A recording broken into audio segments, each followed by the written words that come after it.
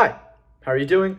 My name is Rohit and I'll be breaking down the 10th match of this year's IPL, which saw the Royal Challengers Bengaluru taking on the Kolkata Knight Riders in the M. Chinnaswamy Stadium in Bengaluru. As always, I'll start with the end result, which for the first time this season, the road team has won a game.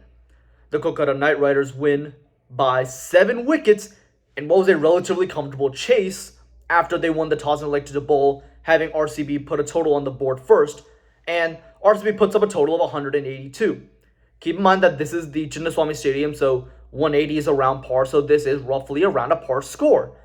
But the way they got to their par score was basically just a one-man show. It was just Virat Kohli, 83 from 59, staying there from start to finish, as he's the only one who actually got going in this innings. Cameron Green and Glenn Maxwell pitched in with 33 and 28 respectively. Dinesh Karthik comes in at the end, finishes the match off, and finishes the innings off, with a solid 20 from 8.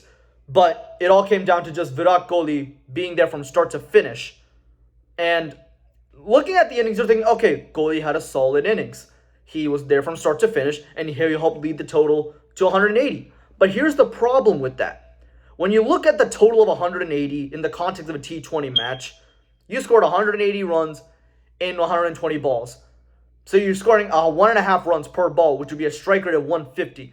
Virat Kohli's 83 from 59 is at a strike rate of 141, basically.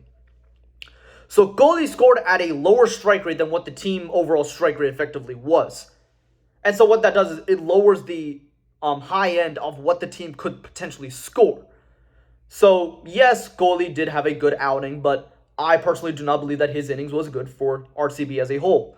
As wickets started tumbling, and as wickets did, because between Kohli, Green, Maxwell, and Dinesh Karthik, everybody else was out in the single digits. Faf gone for 8.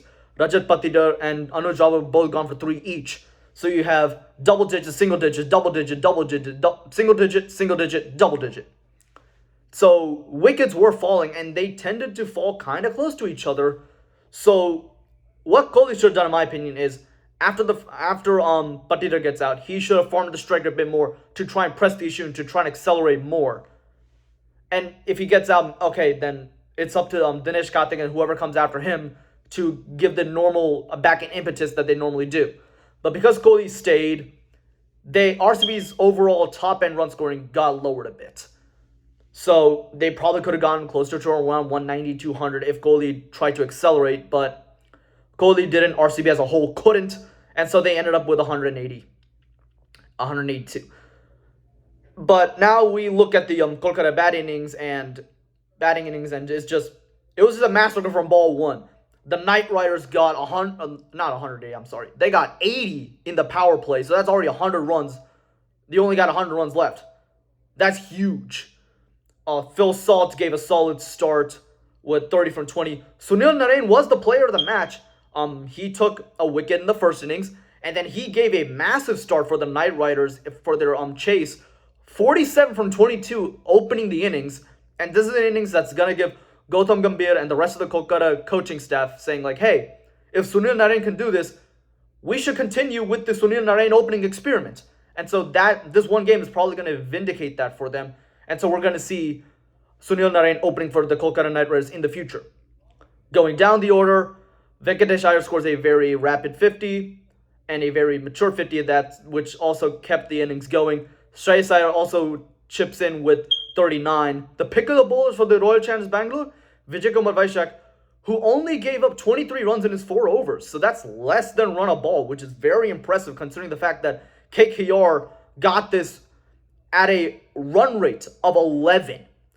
So that's massive. Imagine so that means the rest of the ball is basically gone for 12s or more, with only one bowler going for less than run a ball, which makes Vijay Kumar Vaishak's bowling efforts much more impressive in the context.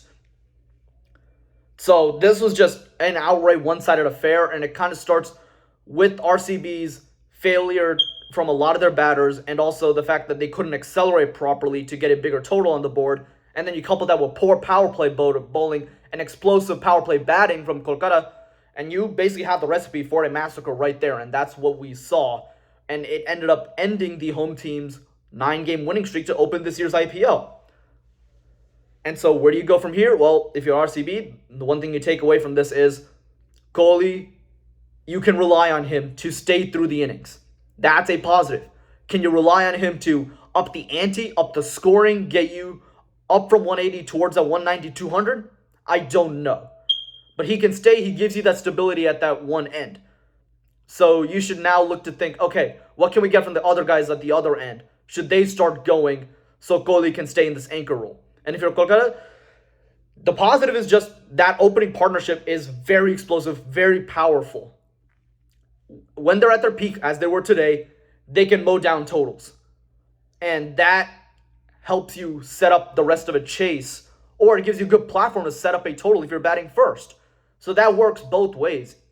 And if you're a Kolkata fan, that should be your positive from this game. With that said, thank you for watching. Please like, comment, subscribe, and I'll be back for the next one. Thank you. Have a good one.